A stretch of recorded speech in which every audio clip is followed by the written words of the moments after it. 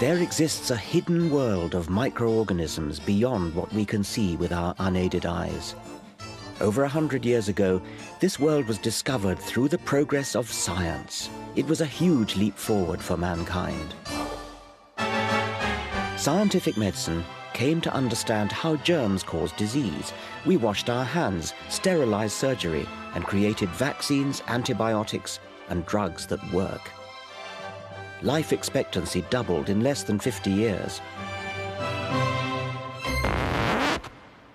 But now the happy story starts to falter. Today, a war is being fought against reason. Science is treated with suspicion, perhaps born of fear, and medical advance is challenged by the march of irrational belief.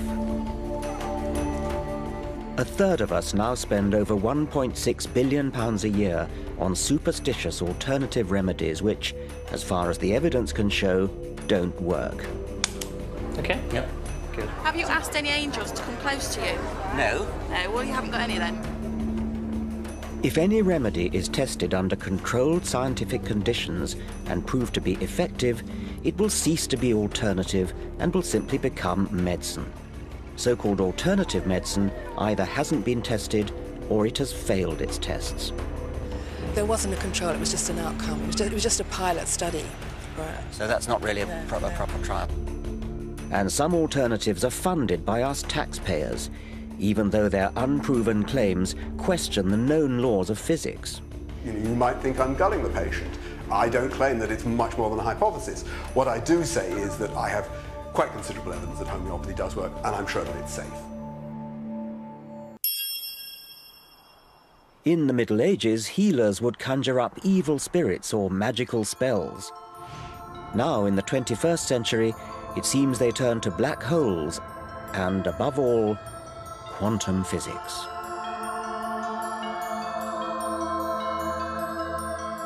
Quantum theory accounts for the anomalous behavior of light and atoms.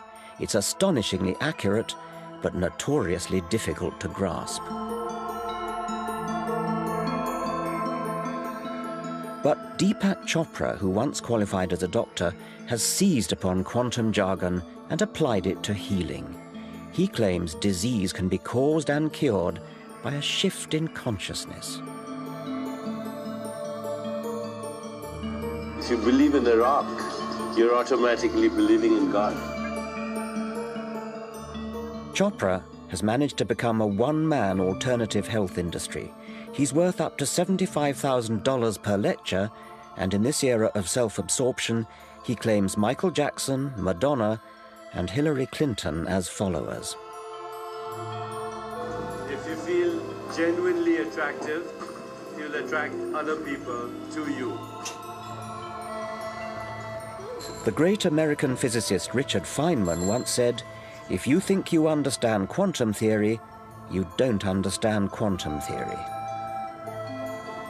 Isn't Deepak Chopra just exploiting quantum jargon as plausible-sounding hocus-pocus? Quantum healing is a theory that a shift in consciousness creates a shift in biology. That's it. We try and get into every aspect of a patient's life, their relationships, their hopes, their dreams, and then we combine it with a ritual of deep meditation, massage, and really a lot of spiritual counseling, including the fear of death. We think that many times patients feel healed even though they may die from a disease if they learn to go beyond their personal fear of death. And you can never do that unless you have a patient have a spiritual experience. Where did the quantum theory come into that?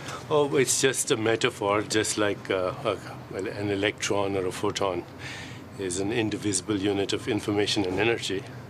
A thought is an indivisible unit of consciousness. Oh, so it's a metaphor for a unit. It's nothing to do with quantum theory as in physics. No, I think quantum theory has a lot of things to say about observer effect. There are a school of physicists who believe that quantum leaps, for example, are examples of discontinuity. And creativity in consciousness is also an example of discontinuity.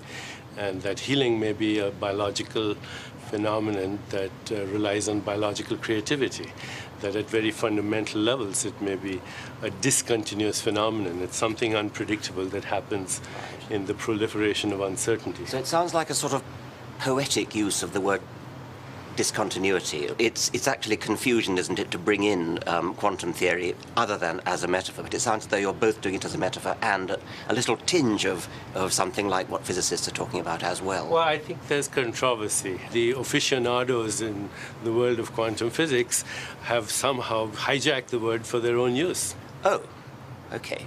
So they've hijacked your word quantum. I think what happens is that there are fundamentalists in science. That is absolutely wrong. Science's quest is to try to sort out, to tease out those bits that we don't understand Science and work has become out. so arrogant in its premise that it has all the answers in a mechanistic approach that it has, whilst it has gotten rid of lots of things like polio and malaria and tuberculosis in many parts of the world, we are now seeing the emergence of modern epidemics that are a result of some of the things that have come about through science.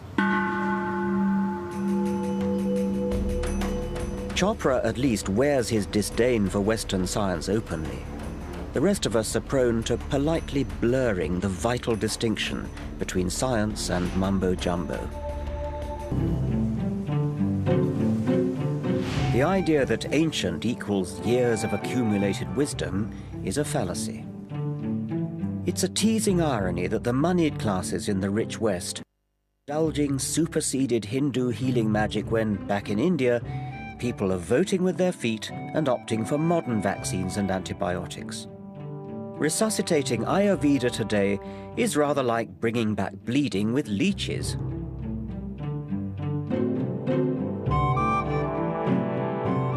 In medicine, ancient also means developed before we understood the causes of disease, before germ theory.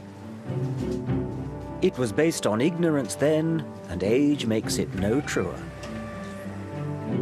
We misguidedly look back to a golden age that never was.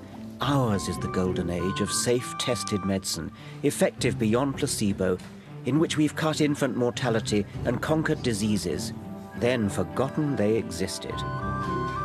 Let's hear it for Western scientific medicine. In the 20th and 21st centuries, we've all but eliminated terrible diseases like polio, completely eradicated smallpox by a worldwide program of vaccination. Antibiotics, well, I wouldn't be here but for antibiotics, and I guess there's a good chance that you wouldn't be either. Blood transfusions, magnificent surgery, all these things are given to us by scientific principles, scientifically trained doctors. All the methods are properly tested and retested. None of that could be said for so-called alternative medicine.